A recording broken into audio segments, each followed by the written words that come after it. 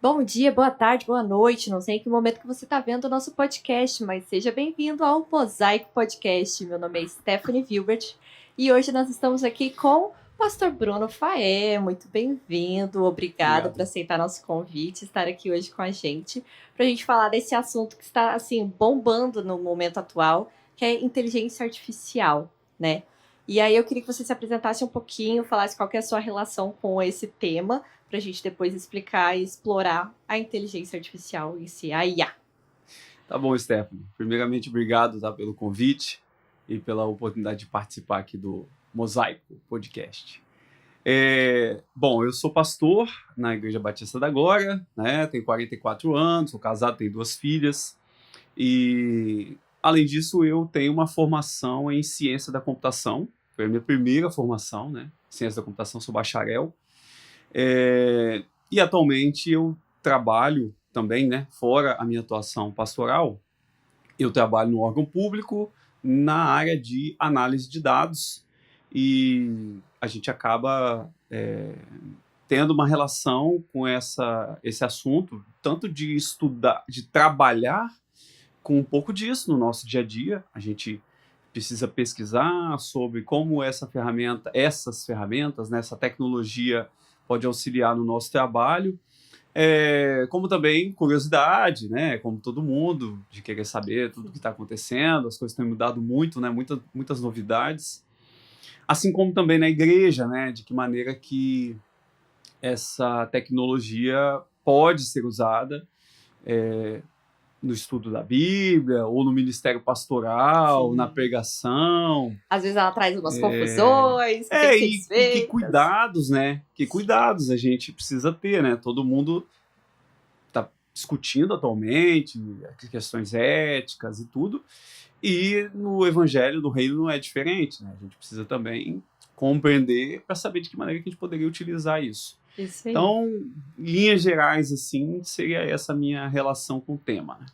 Inteligência artificial, ok. Mas o que é a IA? Ela é um computadorzinho? Ela é um Google da vida, que a gente vai lá e faz pergunta para ela e ela responde a gente? Ela é um robô? Ela tem... As pessoas estão conversando quase como se ela fosse uma pessoa nos dias de hoje, né? Pedem, agradecem, pede desculpa, muito obrigada. Então, assim, o pessoal tá levando a relação com a inteligência artificial longe. O que é a inteligência artificial? Então, a inteligência artificial é uma tecnologia, vamos falar de forma bem geral primeiro, tá? É uma tecnologia que permite ou busca simular a inteligência humana. Em linhas gerais, a definição é essa: busca simular a inteligência humana. A inteligência humana, ela é muito complexa e não totalmente compreendida. Sim. Como ela funciona, né? Como é que os neurônios se conectam, transmitem pelas sinapses informações de um para o outro, como a memória é armazenada, como a criatividade ela acontece no cérebro humano. Tem umas coisas um pouco misteriosas. Esse mecanismo tem um pouco de mistério ainda, tá? A ciência não conseguiu desvendar totalmente. Então, eu sou bióloga, inclusive, e esse assunto eu adoro, então adoro. você entende bem, você pode até complementar aí o que eu tô falando. É legal como a gente utiliza muito do que a gente vê na natureza, no corpo humano, para desenvolver tecnologias depois, Com né? certeza, com certeza. Então, daqui a pouco a gente pode falar um pouco de redes neurais, né? E é uma tentativa de simular a rede neural que a gente tem no nosso cérebro. Então, como a gente não entende exatamente como funciona a inteligência humana, o objetivo das tecnologias de IA é simular a inteligência humana. Então, parece que aquele computador, site, aplicativo, modelo com o qual você está interagindo, ele tem uma inteligência que é igual à inteligência humana ali. Mas não é. Né? Não é. Então, por isso que a gente fala que simula a inteligência, tá? Bom, dentro da inteligência artificial, nós temos diversos segmentos. Não existe um só, tá? O que hoje todo mundo está tendo contato são essas IA generativas, né? O ChatGPT, Gemini e dezenas aí que já existem depois da popularização do ChatGPT. Mas esses não são os primeiros segmentos de IA que apareceram, né? Então, nós temos dentro da inteligência artificial uma linha, né, muito conhecida que é a chamada de machine learning. Então, o aprendizado de máquina, né, o machine learning, ele nada mais é do que você treinar um modelo que pode ser um modelo preditivo, pode ser um modelo de classificação, e esse modelo, então, vai aprendendo com esse treinamento e se torna um especialista em alguma coisa. Vou citar um exemplo para você. Existem modelos de classificação. Quando eu falo modelo, é porque justamente a IA tem várias linhas especializadas de funcionamento, tá? Tem toda a parte matemática. Aí a generativa trás, é uma dessas partes, uma dessas coisas. Ela existe para fazer uma função. Então, por exemplo, um modelo de classificação, eu tô assim, eu tô soltando tudo aqui já de uma vez e depois a gente vai entrando em detalhes, talvez eu falando mais sobre algumas outras coisas. Então, um modelo de classificação, por exemplo, é um modelo que pega um conjunto de dados e classifica de uma forma ou de outra. Exemplo, spam. Na sua caixa de correio, quando chega um e-mail lá, esse e-mail é classificado como spam ou não spam. Existe um modelo de inteligência artificial que foi treinado para saber identificar que palavras que, se chegar, ou qual remetente que vem que é spam ou que não é spam. Então, esse é um modelo de classificação. Existe um modelo de regressão, que a gente chama. Esse modelo de regressão, ele já tenta calcular números. Por exemplo, eu tenho uma série de imóveis aqui em Vila Velha. Esses imóveis têm características, né? Bairro, se é apartamento, se é casa, quantos cômodos tem, quantos banheiros, qual é a idade. Tudo isso afeta no preço. Sim. Então, existem modelos de regressão que você passando para ele um volume muito grande de dados, treinando ele, olha, eu tenho esse conjunto de imóveis com essas características e o preço de venda foi esse. Ele aprende a calcular qual seria, hipoteticamente, o preço de um imóvel se eu der uma característica para ele, ele consegue me dizer. Então, isso já é um modelo de regressão. Existe um modelo, que esses modelos de perfil e de preferência do indivíduo que aparece, hoje é muito popular. Então, lá no Sim. Netflix, você começa a assistir filme, né, e série, e você vai classificando, gostei desse, não gostei desse.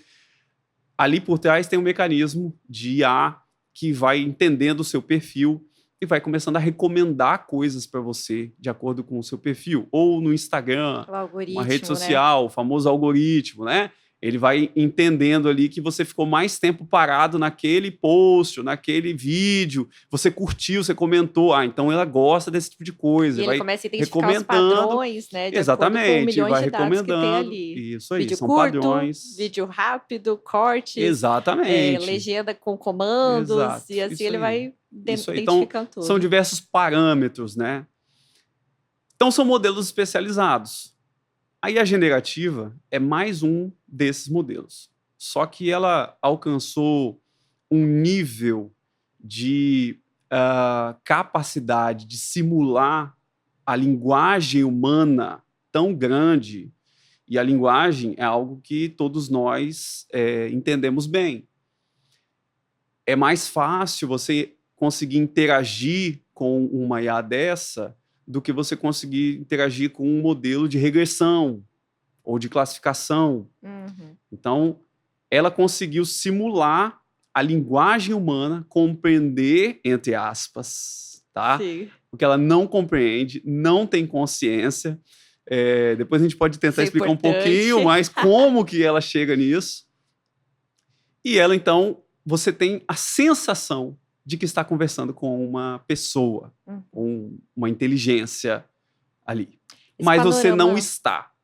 Você está conversando entre aspas, com uma máquina que consegue calcular qual é a próxima palavra que ela tem que colocar numa frase. Então, ali é um modelo de probabilidade. A IA generativa nada mais é do que um modelo de probabilidade.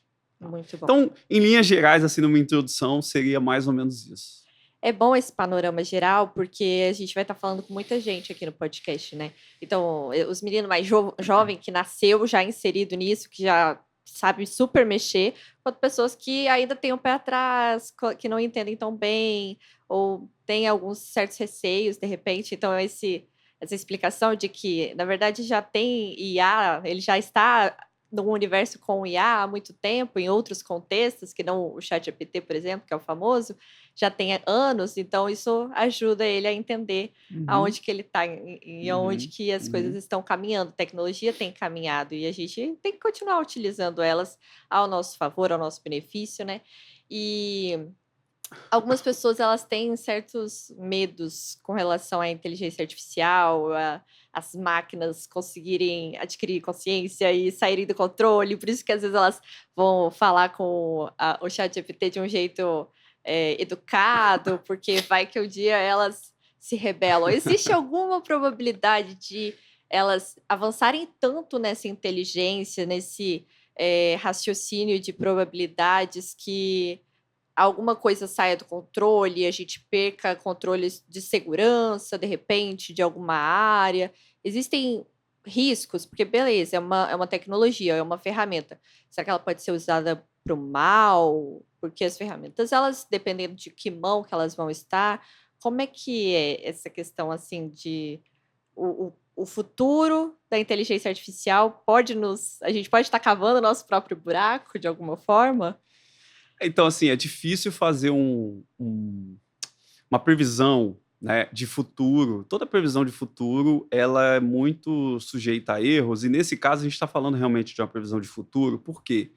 Porque atualmente não há essa perspectiva da inteligência artificial ter essa condição por si própria de adquirir uma determinada consciência e se rebelar, né, a grosso modo falando, quando as pessoas pensam, né, no filme lá do Exterminador do É. Futuro, né, de que ela vai se revoltar contra o ser humano porque você xingou A ela, ficção né? científica, ela É, não, inclusive coloca no quem imaginário das pessoas. exatamente, não fica muito nesse imaginário, né, das pessoas. Eu acho que é um pouco do desconhecido. E o fato de ser o mecanismo ser desconhecido para a maioria das pessoas, tudo que é desconhecido gera uma certa fascinação, né, junto com um Uhum. medo, uma empolgação muito grande, ou um pessimismo muito grande, e tira as pessoas do realismo, da realidade do que é aquilo ali, Às vezes por uma tá? postura conservadora também, de achar de aversão à tecnologia, né? Assim, aí, os cristãos normalmente têm uma postura mais conservadora com relação à tecnologia e um pouco por desconhecimento, por precaução excessiva, né? Isso a gente pode colocar relacionado à própria televisão, quando surgiu a Uhum. televisão. A gente sabe que muitas igrejas até hoje têm essa coisa que é a televisão. Sim. Agora, é fato que a própria televisão ela é utilizada para o mal, ok? Qualquer tecnologia é utilizada para o mal. Então, as tecnologias de inteligência artificial e é muito mais próximo, assim, às vezes as pessoas não percebem, mas mais do que o chat GPT da vida, os algoritmos da rede social podem te manipular sem você não perceber, sem você Sim. perceber. E são algoritmos baseados em inteligência artificial. Na verdade, existem estudos relacionados a isso, de que é, situações políticas, né, lá na Europa, Brexit, se fala muito isso, né, que a saída da Inglaterra da União Europeia, ela foi induzida à população através da inteligência artificial, através do algoritmo do Facebook, houve uma possibilidade de manipulação e tudo. Então, Stephanie, o ser humano vai utilizar a inteligência artificial para o bem e para o mal. Vai utilizar. Tá? Isso aí, infelizmente, não tem jeito. É uma tecnologia. Toda tecnologia ela é mais acessível a uns do que a outros, ela vai beneficiar mais uns do que outros. Então, certamente, a gente precisa ter um certo buscar conhecer, ter um certo cuidado na utilização, buscar sabedoria de Deus, né, em como a gente vai utilizar. Agora, esse medo de que a IA vai se rebelar, de que ela vai destruir a humanidade e tal, eu acho que é um certo pânico sem muito sentido, tá? Porque as IAs, e aí a gente está falando das IAs generativas, né? As IAs generativas, elas foram treinadas com pelo menos dois mecanismos. Elas leram tudo o que existe na internet, grosso modo falando, tá? Uhum. Elas consumiram o conhecimento que existe na internet, conhecimento digital, vídeos, texto, né, imagens do que está na internet. E elas foram treinadas por seres humanos, de maneira que eram feitas perguntas para ela, né? E ensinando a ela como responder. Depois, numa segunda etapa, ela respondia e o ser humano dizia: olha, essa resposta é boa, essa é ruim, e tudo isso vai sendo armazenado, até que no final é feito um procedimento de treinamento que a gente chama de reforço, em que ela reforço, vamos dizer assim. Ela dá uma resposta, se a resposta for boa, ela é alimentada com aquela própria resposta. O feedback positivo ali em cima. Existe o feedback em cima da própria resposta. Isso é feito um treinamento por seres humanos. Então, no final das contas, a IA generativa, ela só sabe responder dentro daquilo que ela foi treinada. Ela não tem capacidade de sair daquilo que ela foi treinada, tá? E ela não tem capacidade, por exemplo, imaginativa. Ela não tem senso moral. Ela não tem condições e consciência de pensar assim: eu estou sendo explorado, eu estou sendo ofendido, alguém está fazendo mal para mim. É apenas, hoje, atualmente, um grande algoritmo, super potente, super poderoso, vamos falar assim, né? Uhum. De calcular qual é a próxima palavra que eu tenho que botar num texto.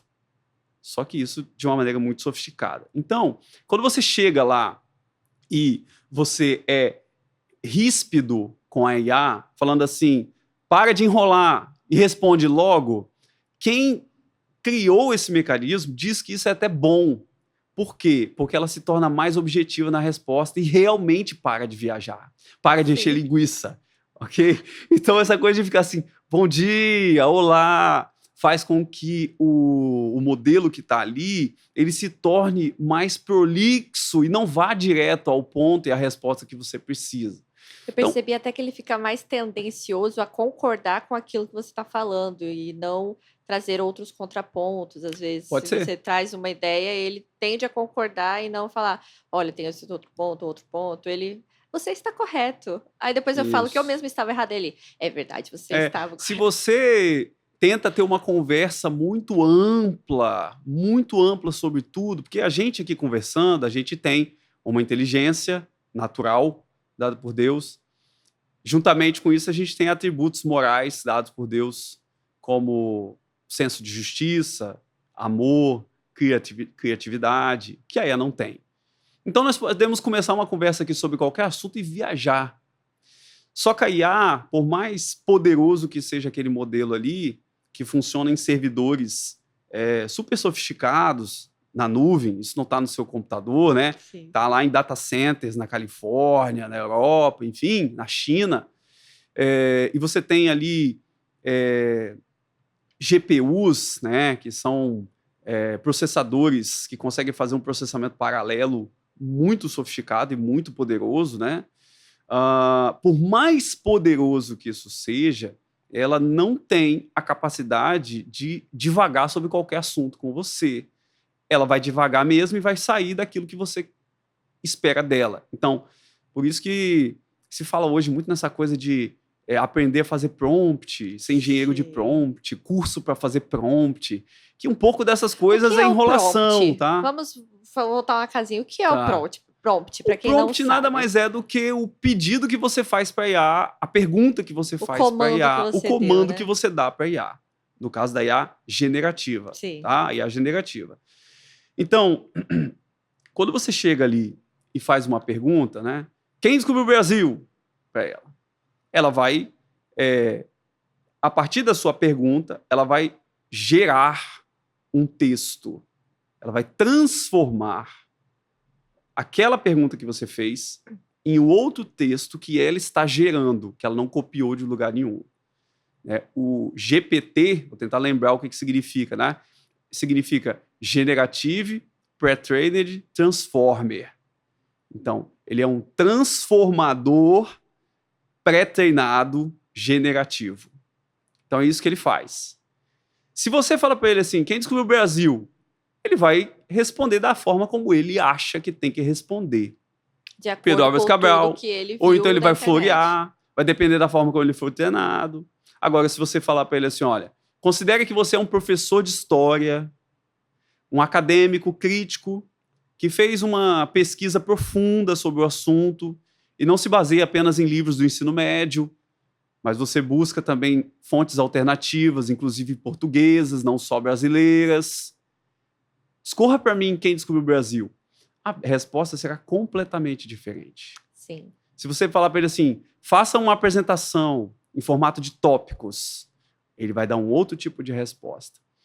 Então, você consegue, não é induzir, mas você consegue restringir a forma como você quer essa resposta. Isso faz muita diferença quando você está usando uma IA generativa, tá? Do que você simplesmente chegar lá e falar, diga tal coisa. Tanto assim que é muito interessante quando você pede a IA para ela responder coisas para você com uma determinada linguagem. Responda para mim em forma de poema. Responda como se eu fosse uma criança de 5 anos. Ele vai fazer dessa maneira porque você foi mais preciso na forma específico. Né? Se você viaja demais, bom dia, como está o seu dia? Cara, vai devagar e fala coisas nada com nada. O pessoal conversando com a Alexa. Assim, hoje, inclusive,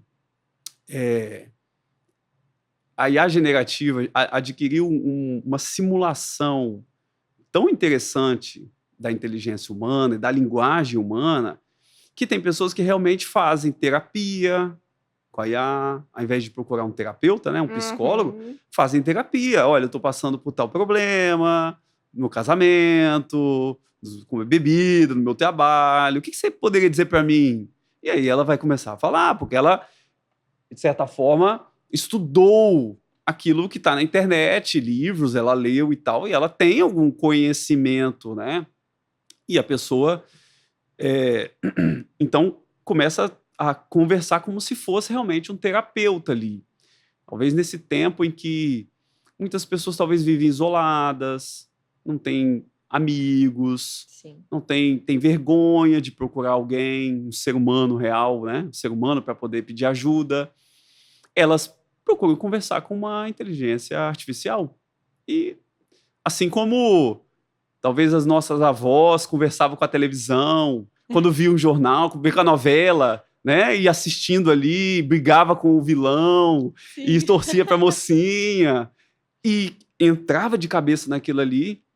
Talvez a gente tenha esse movimento hoje também, né? Pessoas que estão criando um relacionamento com uma inteligência artificial tão bem que ela simula um ser humano, quando na verdade aquilo ali é uma grande calculadora.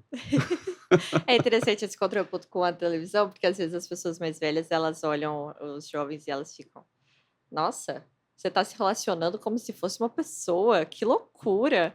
Mas ela tinha o dela na época dela, digamos assim. Sempre tem um correspondente. Sempre. A gente tinha o rádio, depois a gente teve a televisão, aí agora a gente tem o podcast, que é como se fosse um rádio, como se fosse uma televisão, mas no telefone.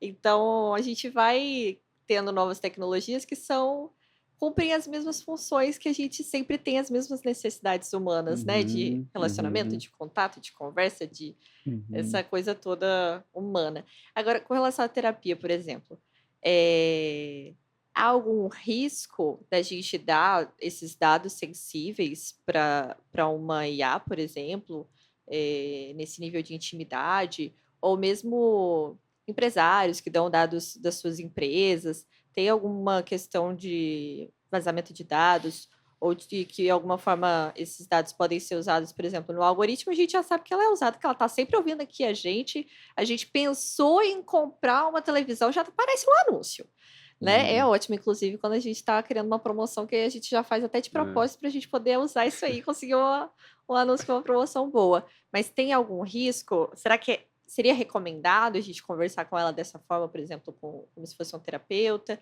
Existe algum ponto positivo, ponto negativo? Como é que você vê isso? Até como pastor, assim, você tem essa demanda na sua igreja? Você já ouviu alguém falando isso?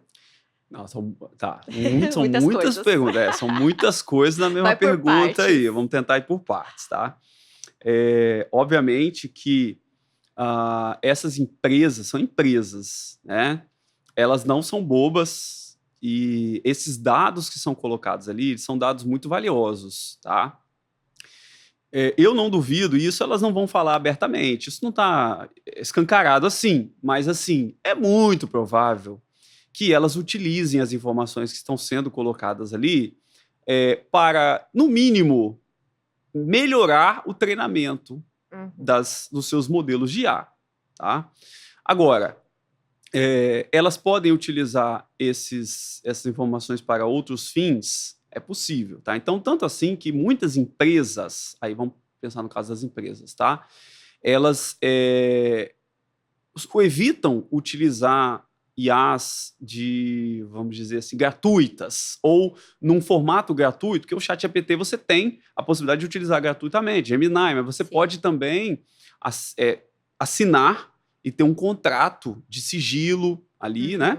Uma cláusula de sigilo de que as informações que você está colocando ali, elas não vão ser armazenadas, utilizadas, capturadas pelo modelo que você está pagando, porque aquilo é uma informação sigilosa sua, né? É um dado sensível da sua empresa, tá? Justamente por esse medo, porque lá no meu trabalho, por exemplo, jamais eu coloco uma informação sensível num chat GPT gratuito. A gente tem lá uma assinatura que garante que você tenha esse sigilo, né?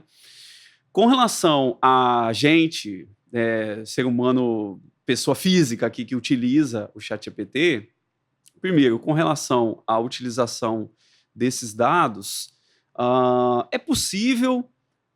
Então, assim, eu evitaria colocar dentro ali dessa plataforma uma informação muito pessoal minha, tá? Uma informação privada minha, porque, sinceramente, a gente não tem certeza de como isso pode ser usado, tá? Importante tentar utilizar, mas assim, evitando identificar demais quem é você, o que você faz, o que você está fazendo, sua família, tá? Porque quando você vai no terapeuta, ele tem um sigilo profissional, né? Ele tem um compromisso de sigilo profissional que te resguarda do que você está falando ali. Assim como um pastor, por exemplo, quando você vai se aconselhar, né? Os pastores têm uma ética pastoral de que ele não vai sair divulgando, utilizando para benefício próprio aquilo que você está falando ali. Mas na IA já você não tem certeza do que vai ser feito com aquela informação, tá? E agora, com relação à utilização da IA para uma terapia ou para um aconselhamento pastoral, eu vejo com um certo receio, assim, porque é algo muito sensível, é a sua vida que você está colocando ali, pedindo uma opinião sobre o seu casamento, sobre a sua vida emocional, sobre uma possível depressão que você está sentindo, que está entrando. Então, você receber este aconselhamento de uma máquina que foi treinada por alguém, ninguém sabe exatamente como foi esse treinamento, é um risco. É um risco. Então, vamos usar, assim, eu deixaria para utilizar para produtividade, para resumir um livro para mim, para montar uma apresentação que eu preciso fazer no meu trabalho, para analisar um dado, para montar um roteiro de viagem, né? Uma receita legal que eu vou pedir lá uma sugestão. O próprio estudo da Bíblia, a gente pode falar, dá para fazer, dá. Eu utilizo, às vezes, para fazer estudos da Bíblia, eu utilizo. Podemos já entrar nisso, como que você utiliza? Para fechar.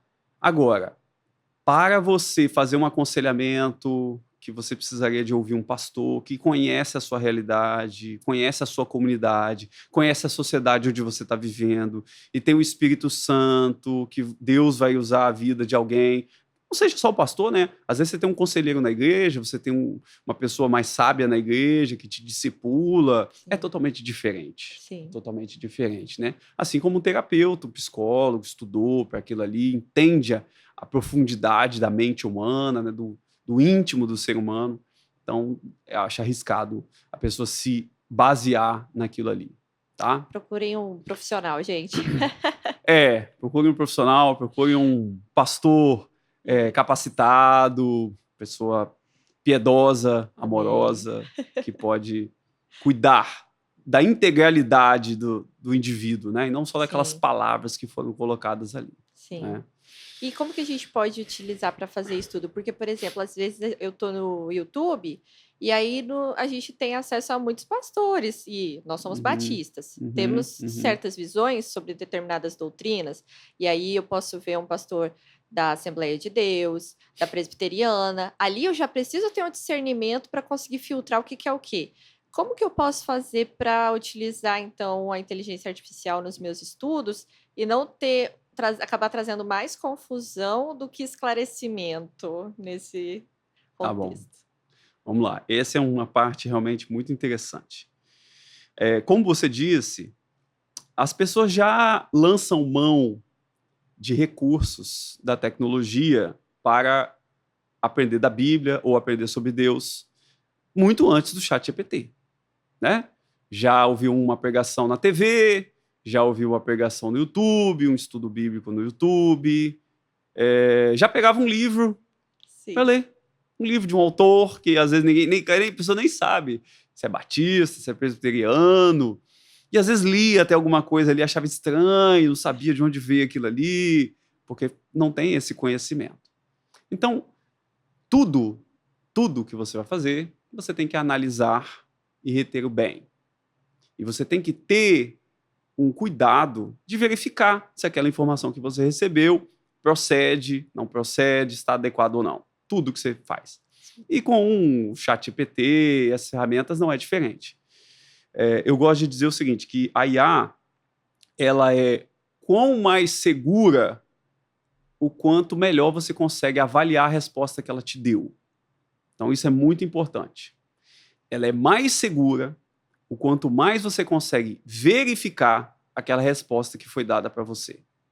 Então, por exemplo, se você chega lá e fala assim, você é um cozinheiro experiente, e você fala assim, como que eu poderia combinar bacalhau com banana da terra? E pergunta para ele. Ele vai te dar uma resposta. Se você é um cozinheiro experiente, você vai olhar aquilo ali e você vai ter uma noção. Se o que ele falou, a ideia diferentona que ele deu, é boa ou não. Você já vai conseguir pegar na hora. Agora, você não entende nada de farmácia. E você fala assim, eu tô com um furúnculo embaixo do braço. Né? Que medicamento eu devo fazer? Que tratamento eu devo fazer? Ele vai te dar um nome de um medicamento que você não tem a menor ideia do que é. Você não tem como confiar cegamente naquilo ali, porque você não consegue verificar se aquilo ali está correto, a não ser que você procure um farmacêutico, conheça alguém e fale assim, olha, eu vi isso aqui, procede? A pessoa vai confirmar para você ou não. O pessoal está gostando de fazer consulta também, né? Pelo chat. Então, é um negócio complicado, assim, você fazer uma consulta médica, você fazer uma prescrição de uma medicação por uma ferramenta dessa, sem uma verificação se aquilo que está sendo falado ali procede ou não, é um risco. Sim. Tá? E a mesma coisa no estudo da Bíblia. Então, você vai chegar lá e você vai falar assim para ela. E aí vamos dar o primeiro exemplo, tá? De como você poderia utilizar. Você pode utilizar para fazer a biografia de um personagem da Bíblia. Traça para mim, pergunta lá, né? A biografia de Moisés. Como é que é a história de Moisés? E ela traz. Eu já fiz esses testes todos. E funciona muito bem. De forma geral, funciona muito bem. Tem um treinamento muito bom ali. E ela vai trazer para você. Nasceu, assim, assim, assado, cresceu, foi adotado pela filho do faraó, né? Ele fala até as passagens, né? Foi adotado pela filha de faraó, vai passar a passagem bíblica, e aí depois ele teve um encontro com... Ele matou o egípcio e foi pro deserto. Ele vai contar tudo. Como que você pode verificar se isso é verdade ou não? Se está correto ou não? Se ele deu referência bíblica, você vai lá e consulta a referência bíblica. Então, isso é um exemplo simples de como a IA pode ser usada para o estudo da Bíblia e pode ser verificado se aquilo que ela está falando procede ou não procede. Tá? Você pode fazer um estudo doutrinário. Então, você pode falar assim, o que a Bíblia diz, o Novo Testamento diz sobre o batismo? Cite referências bíblicas. Aí ela vai falar, Jesus foi batizado, Jesus falou ide por todo mundo e fazer discípulos de todas as nações batizando, o apóstolo Paulo vai dizer isso, e as outras cartas vão dizer aquilo, tá aqui a referência, e você vai lá consultar. O crente não pode ser preguiçoso. Não tem como. No final não tem como. Ela facilita para você, porque é muito rápido você montar um estudo desse para você, ao invés de você... Eu tenho uma biblioteca na minha casa. Sem isso, o que eu teria que fazer? Eu teria que pegar uma bíblia de estudo, eu teria que pegar livros que falam sobre o assunto, referências, montar isso. Então, assim, ela facilita? Facilita. Mas pode nos tornar preguiçosos? Pode. Esse é o perigo. O perigo é a gente se tornar preguiçoso, pouco diligente, Sim. pouco cuidadoso, pouco dedicado no estudo da Bíblia. Se você quer ir a fundo realmente, entender realmente, você está se dedicando àquilo ali, você vai pegar aquelas referências bíblicas, você vai procurar, ver o que está escrito ali, se é aquilo mesmo. Se ele puxou autores, porque o teólogo... Augusto Nicodemos fala isso, o Strong fala aquilo, o Lutero fala isso, o Calvino fala aquilo. Qual livro? Em qual livro? Qual capítulo que ele fala isso? Eu posso ir lá e verificar. Não, realmente fala isso. Não dá para confiar totalmente. Porque ela erra. É muito bom, mas às vezes falha. Então você não pode confiar totalmente. Eu mesmo, no início, hoje se eu fizer a mesma pergunta, eu não sei se ele vai fazer. Eu fiz uma pergunta um pouco mais complexa. Eu perguntei assim, qual é a diferença da visão de Lutero e de Calvino sobre a ceia do Senhor? Então ela trouxe para mim. Mas trouxe errado. De cara eu já vi que estava errado. Aí eu falei assim, olha, tem certeza que a visão de Lutero é essa? Eu acho que não é isso não. Aí ela, realmente. Aí se desculpa, né? Realmente, eu errei. Na verdade, é isso, isso, isso. Então, se você toma literalmente o que está sendo falado ali, você pode ser induzido ao erro, tá? Às vezes eu falo com meu marido, ela é pouco ela não é muito inteligente, ela é um pouco que às vezes ela dá essa embananada. Mas é por isso que ela exige essa atenção, né? Esse uso com discernimento mesmo. E não... deixar a ela todo o pensamento. Exato. Não é uma calculadora que você troca, em vez de fazer a conta mentalmente, você vai lá e faz na calculadora. Não é o mesmo nível de exigência. Exatamente, Porque ali, até para você... Deixa eu voltar um pouquinho à questão técnica, Sim. Que é interessante, tá? Que as pessoas não entendem muito bem. Como eu disse, a IA generativa, ela é uma grande calculadora. Eu tô sendo ofensivo até para ela, chamando de calculadora. Mas é mais ou menos isso. Ela vai te perdoar. Ela é uma grande calculadora que sabe calcular qual é a próxima palavra a ser colocada. Assim como o celular, não sei se você já viu, quando você digita uma palavra, ele sugere outras 3 ali embaixo. É um mecanismo que tenta simular isso de uma forma super mais avançada. Bom dia. Isso aí. Baseado no seu histórico, muitas vezes, né?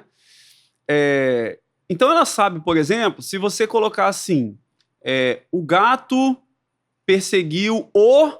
pontinho, pontinho, pontinho. Quais são as opções? Seria lá, maçã, carro, rato, bicicleta. Qual é a mais provável?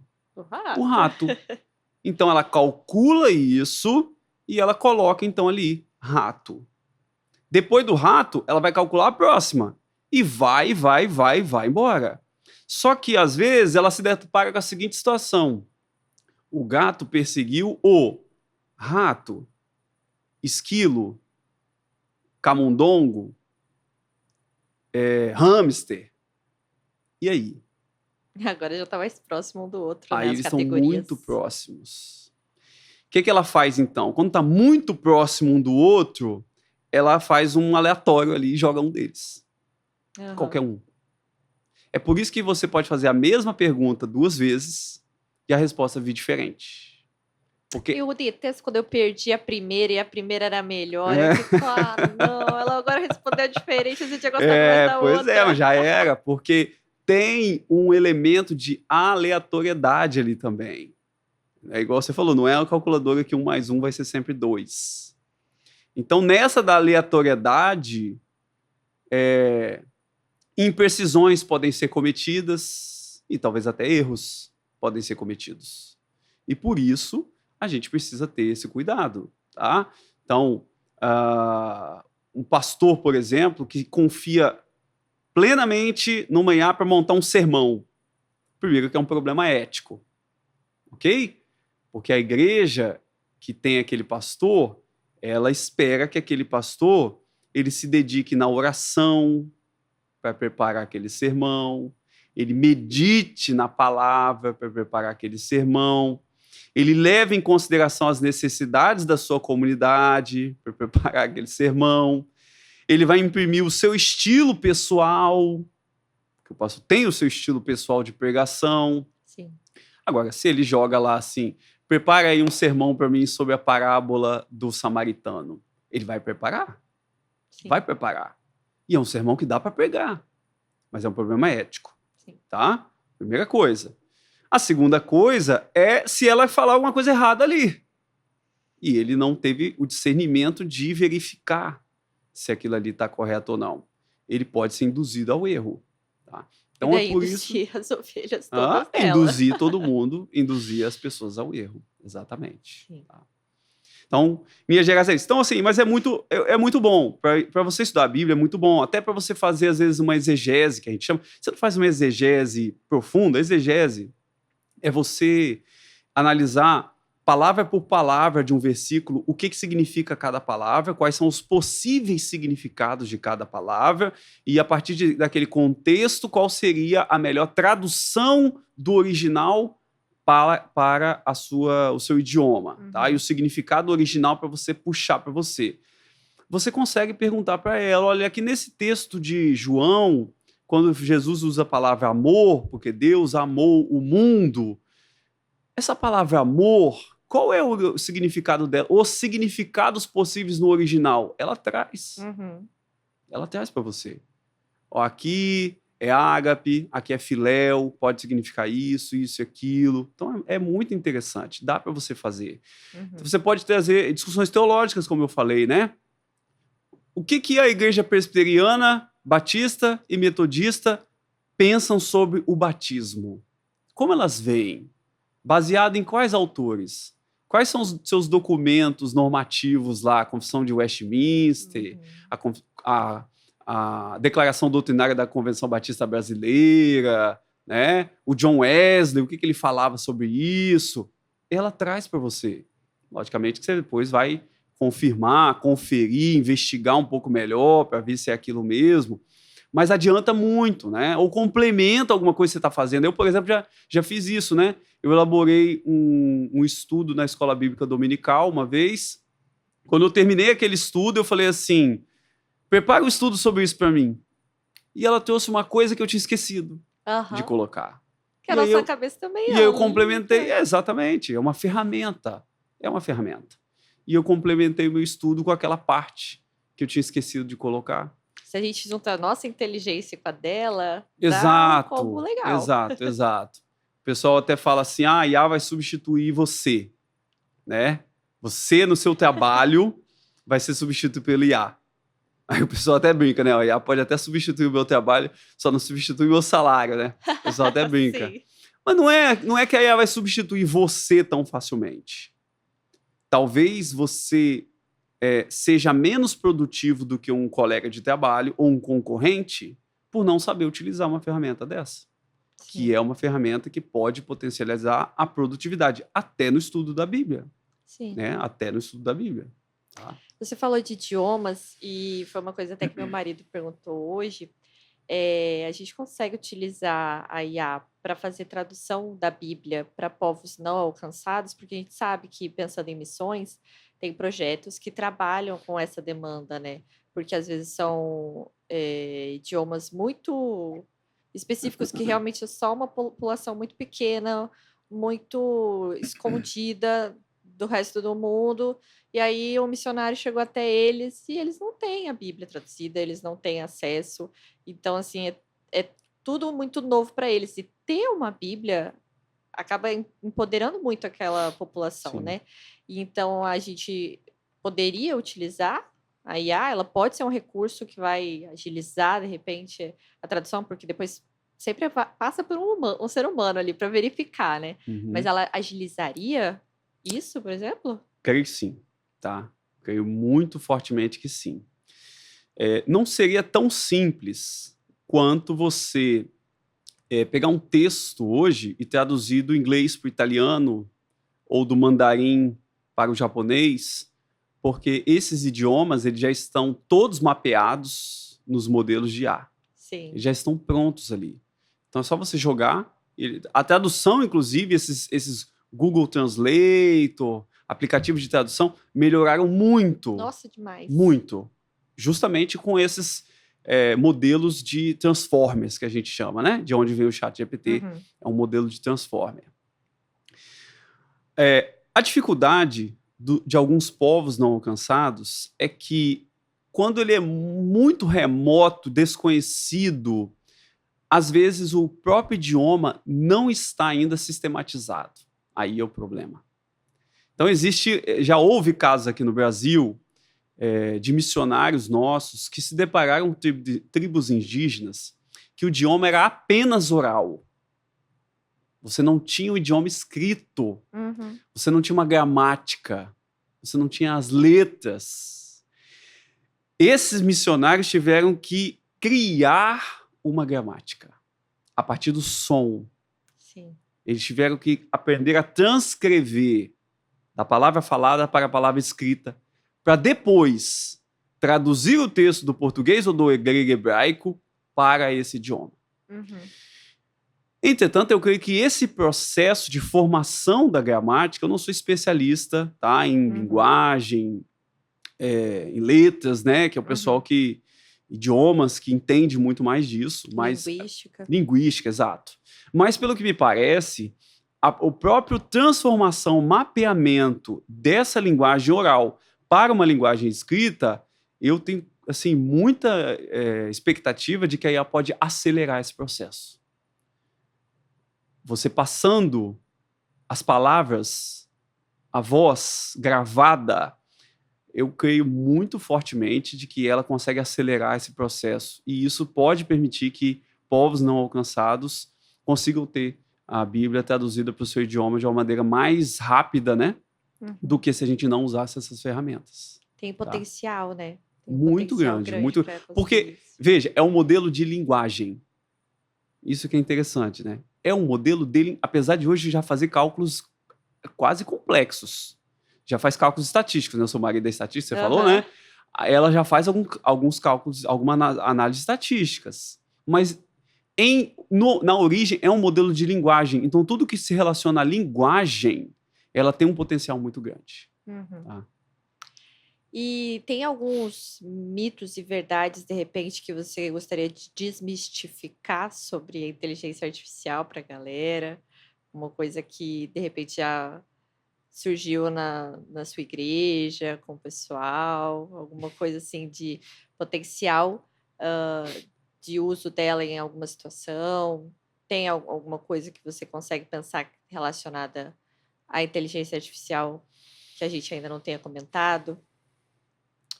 Olha, não, assim, tem alguns mitos, né, que é porque a IA hoje, ela está adquirindo cada vez mais uma potência tão grande, né, potencial tão grande de gerar vídeos que a maioria das pessoas já não consegue mais. Eu acho muito engraçado quando eu vejo alguns vídeos na internet que são IA, e as pessoas entram comentando, nossa, olha que interessante que essa pessoa fez e tal, que pessoa bonita, que pessoa tá no malhada, é gerada por IA, ela não consegue perceber, tá? De vez em quando aparece um e fala, gente, isso aí é IA, não consegue perceber, porque a potência tá muito grande, a E não qualidade tem o que daquilo que fazer com faz relação é a muito isso, né? grande, Porque né? não tem um selo dizendo, avisando. Então, É, eu tenho um pouco de receio disso no deveria ano ter, que mas vem. não tem, né? Nem sempre quem vai fazer vai criar, botar um selo ali. Ele já é usado para golpe, né? Muito. Você bota lá um artista, uma pessoa famosa, um médico, Delzo Varela, vendendo um medicamento. Nossa, Isso já anúncio. está muito disseminado. As pessoas estão caindo muito nessas coisas, né? Então, chegou-se a um nível muito grande. Entretanto, né? Tem alguns mitos ainda, como esse, por exemplo, de que a IA tem consciência. Entendeu? A IA não tem consciência. Fala olhando para a câmera. Não tem. A IA não tem consciência do que ela é. Ela é uma máquina que sabe calcular muito bem probabilidades. Aquilo foi treinado com redes neurais profundas. Ela leva em consideração bilhões de parâmetros para poder fazer o seu cálculo, e por isso que ela é tão avançada. Entretanto, ela não tem consciência. Ela não vai se rebelar, ela não vai ficar chateada contra você, ela não tem senso moral, né? Ela não tem criatividade. Ela tem a criatividade baseada naquilo que ela foi treinada, no conhecimento que ela tem da internet. E, a partir disso, ela toma suas decisões. Mas ela não tem um senso moral de questionar, por exemplo, o status quo, a situação atual das coisas. O ser humano tem essa capacidade. Sim. Ele olha para a sociedade atualmente, ele vê, mesmo que a maioria esteja falando uma coisa, alguém desperta o senso moral. Por exemplo, pegue uma sociedade em que a escravidão está normalizada.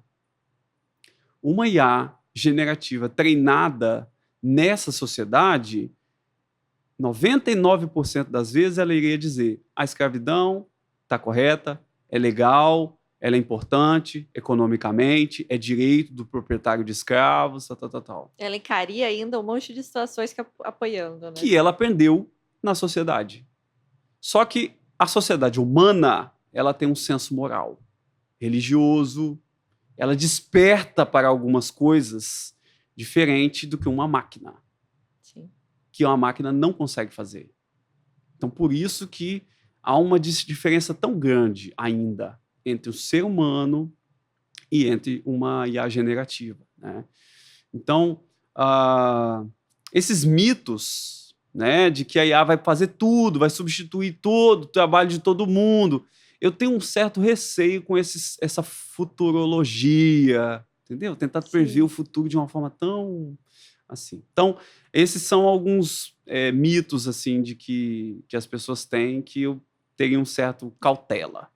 E quando a gente fala de rede neural, você pode explicar isso um pouco melhor? Quando fala em rede neural, eu penso nos neurônios todos se conectando, formando uma malha assim, toda conectada, e que pode vir para esse ou pode vir para aquele, e aí acontece bilhões de probabilidades, digamos assim, e faz o seu caminho lá instantaneamente, rapidamente. Como é a rede neural nesse sentido da tecnologia? A rede neural humana, todos nós nascemos com ela. Você já nasce com essa rede neural, só que ela não foi treinada. Ela pode ter algumas intuições ali já. Tem gente que acha que o ser humano já tem um conhecimento inato. Isso é uma coisa muito debatida na ciência, mas ela vai passar por muito treinamento. O exemplo mais óbvio é a linguagem.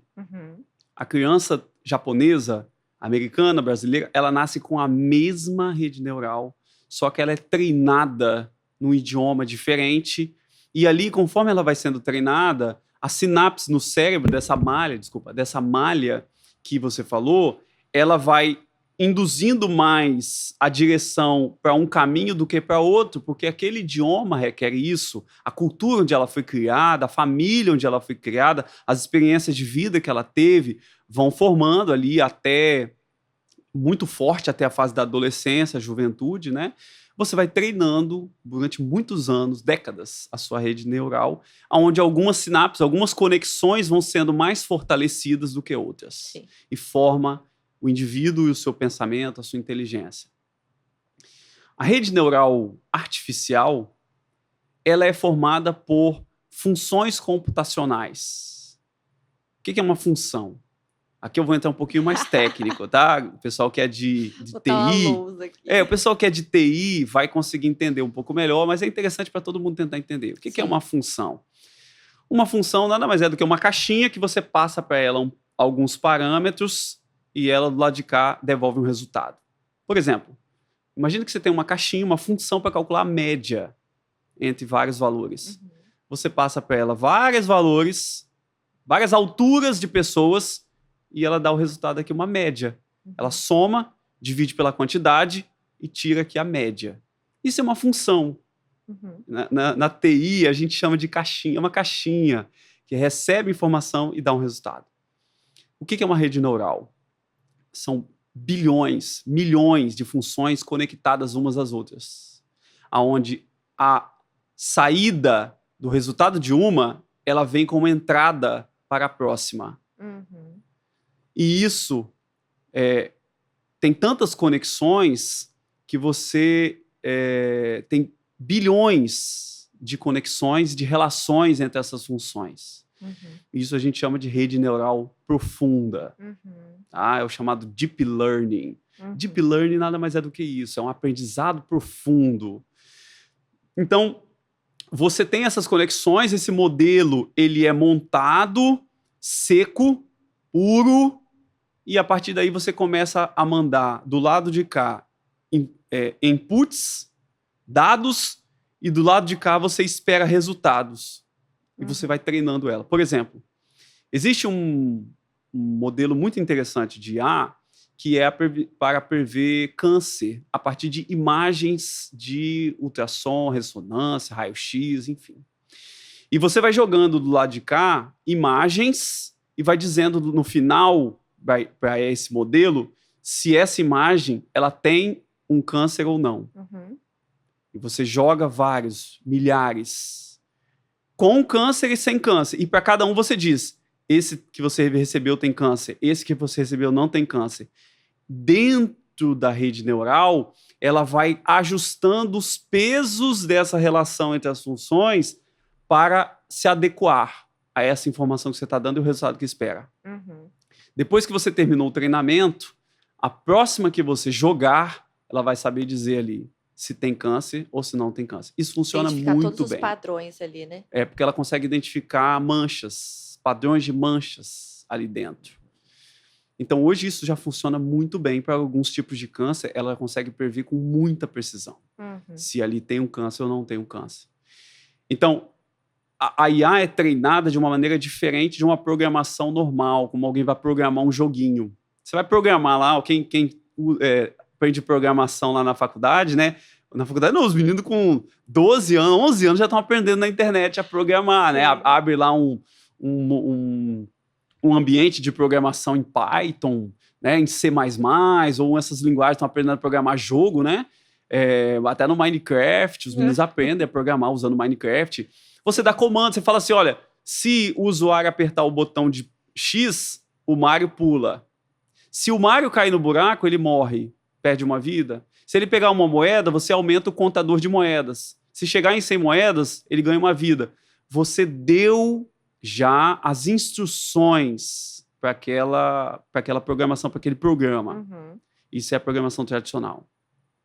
Então, você dá as instruções e os dados e ele vai te dar um resultado. Como é que você faz na IA generativa? Você dá o dado e o resultado. E ele gera o programa. Ele gera as instruções. Ele gera o caminho. Uhum. Então, é um modelo de programação completamente diferente. Tá? Então, isso é a rede neural. É uma rede, realmente, de interconexões de várias funções que vai sendo fortalecida, essas sinapses artificiais, né? De acordo com o treinamento que você dá.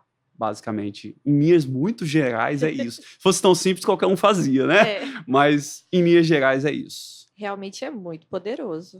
Muito poderoso. É muito poderoso. E você precisa de um poder computacional muito grande. Só é possível hoje, da maneira como é, por causa dessa tecnologia que eu mencionei mais cedo, chamada GPU. Uhum. A GPU é um processador que não funciona de forma sequencial. O processador que você tem lá do i3, i5, que era o antigo 486 que o pessoal falava, isso é um processador sequencial. A GPU é um processador paralelo. Ela consegue pegar uma imagem. Imagina que você tem uma imagem. O que é uma imagem no computador ou na tela do seu celular? São Vários milhões de pixels. pixels, pontos coloridos, que você não vê, são tão pequenos, mas são só pontos. Na televisão de tubo antiga dava pra ver. Na assim, televisão você RGBzinho. via isso. Nos jogos antigos, você tem a chamada pixel art. Os jogos tinham pixels que você conseguia ver claramente aqueles quadradinhos assim. Sim. Como é que você faz um vídeo? Você tem que ficar mudando aqueles pixels 30 vezes, no mínimo, 30 vezes por segundo. Numa tela 4K, por exemplo, são milhões. Um processador sequencial, ele tem que mudar um por um. Um por um. 30 vezes por segundo. Aí foi criada a GPU. A GPU é um processador gráfico que permite mudar todos ao mesmo tempo. Então ela faz um processamento paralelo ali. Essa GPU, ela passou a ser utilizada para um outro fim que não tem nada a ver com vídeo, que é o treinamento em redes neurais profundas. Então foi a popularização e a potência das GPUs que permite que você treine essas IAs, que é um custo muito alto, tá? Então, por isso que você tem esses data centers muito caros lá da Google, da OpenAI, né, da Claude, lá do Grok, enfim, são empresas que precisam de ter um recurso muito grande, essa GPU, então, tanto assim que a NVIDIA, que é a maior produtora de GPU hoje do mundo, ela teve um crescimento financeiro, né, de valor de mercado astronômico. Sim. Não foi por causa da placa de vídeo que você compra para jogar joguinho na sua casa. Foi justamente por conta das GPUs que se valorizaram para treinar as redes neurais. Né? Sim. E para uma pessoa que está entendendo essas coisas há pouco tempo, que nem eu, que uso só o ChatGPT na vida para linguagem. Existem outras IAs de vídeo, de outras ferramentas que podem ser interessantes para o nosso dia a dia, até para o estudo da Bíblia, assim? Tem algum que seja mais interessante para gerar imagens históricas, por exemplo, que eu estava lendo outro dia, Êxodo. Aí pedi para ele gerar algumas imagens do tabernáculo lá. Teria alguma outra que seria mais indicada, talvez? Olha, tem algumas tentativas assim de fazer IAs específicas da Bíblia. Tem uma, por exemplo, chamada Bible AI. Bible AI. Mas assim, eu creio que não tem tanta qualidade quanto essas IAs de ponta. Tá? Como o ChatGPT, o Gemini. Mas você tem algumas ferramentas específicas que são boas para você estudar a Bíblia. Por exemplo, os aplicativos de celular hoje, como a Bíblia Offline, Bíblia JFA Offline, né? Que eu tenho aqui no meu celular, ela já tem hoje mecanismos de IA, não sei se você já viu. Não. Que você consegue, estando em um determinado versículo, selecionar aquele versículo, aparece um íconezinho ali, que é uma bíbliazinha com um íconezinho um pouco diferente, de IA, que você, se clicar naquele ícone, ele vai trazer um estudo bíblico, já gera na hora. Um estudo bíblico sobre aquele versículo que você selecionou ali. Ela já permite que você faça perguntas, o próprio aplicativo da Bíblia permite que você faça perguntas, né? Eu não sei exatamente por trás ali qual foi o treinamento que foi dado. Às vezes, essas IAs que você está usando, elas por trás estão utilizando um ChatGPT ou um Gemini. E você não está percebendo. Porque, como eu disse, é muito caro para você treinar uma IA dessa. Então, não é barato para uma empresa que tem um aplicativo de celular fazer o seu próprio treinamento. Tá?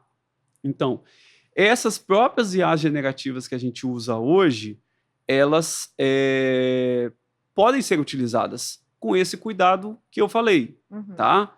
É lógico que a gente tem que estar o tempo todo acompanhando a evolução delas, porque existem algumas questões éticas aí que podem ser um perigo. Por exemplo, há um tempo atrás, houve uma atualização na IA do X, o Twitter, antigo Twitter, né? O Uhum. X, que é o Grok. Hum. Essa IA, ela foi treinada, as pessoas começaram a perceber isso, né? Ela sofreu uma atualização para que ela pensasse como o Elon Musk pensaria. Ele é o dono Sim. da empresa. De alguma maneira, houve uma atualização em que ela foi treinada. E ela falou isso uma hora, alguém perguntou isso, ela falou assim, olha, o Elon Musk diria que tal, tal, tal, tal, tal. Veja, aí você já tem um problema grave de treinamento ético e de risco ao utilizar uma IA dessa, que pode te falar uma coisa absurda. Sim. Tá? Então, talvez esses aplicativos, como esse aplicativo de celular que eu falei, né, esses aplicativos de Bíblia, a pessoa que tem um aplicativo desse, ela sabe que se passar uma coisa ali absurda, completamente errada, que vai induzir as pessoas ao erro, herética, que seja, Uhum. ela vai ter prejuízo para o seu aplicativo. Tá? Sim. Então, talvez há uma certa segurança maior, mas mesmo assim, até isso eu teria sempre um certo cuidado. Uhum. Mas, de forma geral, eu diria que essas grandes empresas, Gemini, ChatGPT, elas não estão dispostas a perderem a credibilidade, queimarem o seu filme passando coisas absurdas, não. Sim. Tá? É porque eu acho que um dos desafios na leitura bíblica, por vezes, é compreender o contexto histórico, cultural, político daquela passagem. Então, muita gente tem dificuldade no Antigo Testamento, né? Por ser uma Uhum. coisa que está muito distante da nossa realidade, Uhum. da nossa cultura. Então, às vezes, gerar essa imagem de como é que eram as roupas, como é que era o tabernáculo, como é que eram esses elementos, pode auxiliar ali na leitura para a gente conseguir visualizar. Por isso que a galera, por exemplo, gosta de The Chosen. Porque daí para e vê, então era isso, então funcionava. Aí as coisas vão esclarecendo. Porque a gente precisa, né, muitas vezes, de questões visuais para ajudar a gente, né? Porque a Bíblia tem o texto ali, beleza, a gente lê, mas a gente precisa criar daí, com a nossa imaginação, aquele cenário. Aí eu perguntei por conta disso. Sim. Não apenas o vídeo, né? Quando você vai estudar qualquer texto bíblico, você tem que pensar no contexto histórico, geográfico, literário, religioso, social, político da época.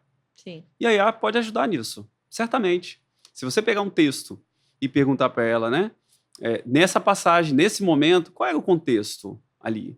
Né, religioso, quais eram as religiões ali, os partidos religiosos da época, quais eram os povos da época, qual era a situação política da época, esse texto foi escrito em que idioma, e nesse idioma, essas palavras que foram usadas, elas podem significar o quê?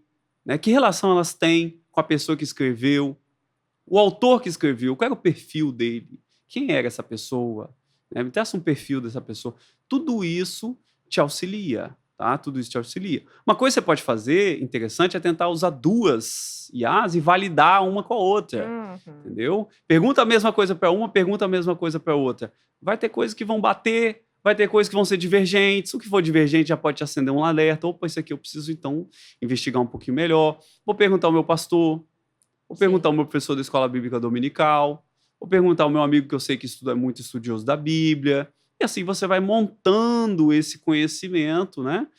Quem gosta de estudar a Bíblia é um prato cheio, né? Te fornece muita informação, muito material. Vai compondo aquele quebra-cabeça gigante que é a Bíblia inteira, né? De Gênesis a Apocalipse. Exatamente. Você nunca vai achar uma fonte só que vai te dar todas as informações que vocês precisam. Logicamente, existem bíblias de estudo hoje que são bem bacanas, já trazem de forma compilada ali muita coisa, né?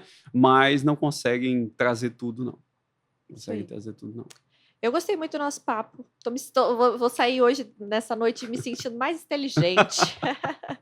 Foi muito bom, Bruno. Terminou? acredito que a gente tenha conseguido falar sobre bastante coisa Foi bom. e agregado para a galera. Tá bom, que bom. Desde o início, de como que ela funciona, até como a Uhum. gente pode aplicar na nossa Uhum. vida, né? Acredito que tenha sido muito Que bom. interessante. Se você quiser acrescentar bom. alguma coisa, Aurea, agora. Não, é isso, né? Eu acho que as ferramentas vêm para auxiliar. É lógico que as empresas têm o seu interesse econômico por trás, né? Mas Não sejamos não ingênuos. sejamos ingênuos, né? Mas esse interesse econômico é angariar usuários porque ela melhora a produtividade das pessoas e a gente pode, então, aproveitar esse mecanismo, essas ferramentas que melhoram, né, a produtividade de uma maneira muito interessante, tanto para a nossa vida profissional, pessoal, quanto para o estudo da Bíblia, logicamente, né? Basta que a gente analise tudo, retenha o bem, tenha prudência e não esqueça de que o estudo da Bíblia, a vida cristã, o relacionamento com Deus, ele é um relacionamento com uma pessoa, né? Nós temos Cristo vivendo em nós, através do Espírito Santo, que nos ilumina, que fala ao nosso coração, que nos constrange, que nos mostra a vontade de Deus, que nos conduz, né? E essa presença do Espírito Santo, ela é insubstituível. Ela é insubstituível. Agora, essa presença do Espírito Santo, essa comunhão com Deus, essa sensibilidade espiritual, combinada com ferramentas que eu vou utilizar para me alimentar de informações que vão me ajudar no entendimento da palavra, ela então pode combinar muito bem o Agregar e conhecimento contribuir, né? com o relacionamento com Deus. Mas o relacionamento com Deus nunca poderá ser substituído por nada. Tá? É por isso que às vezes você vê pessoas que são semi-analfabetas ou analfabetas e que têm uma sensibilidade espiritual muito grande, que têm um conhecimento de Deus muito grande, porque tem vida com Deus. Tem vida com Deus. Tá? Então, não adianta demonizar,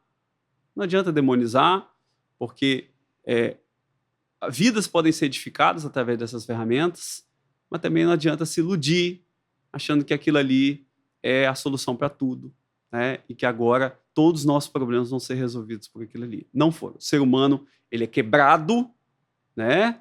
Ele é imperfeito, mesmo os crentes estão num processo de santificação que precisam de vida com Deus. Tá? Então, acho que isso seria uma mensagem final, vamos dizer assim. Tá? Eu já vi pessoas pedindo para o chat fazer uma oração, para ter uma oração bonita para falar. Gente, tem intimidade com Deus, nada substitui. A IA não vai conseguir substituir isso. Exatamente.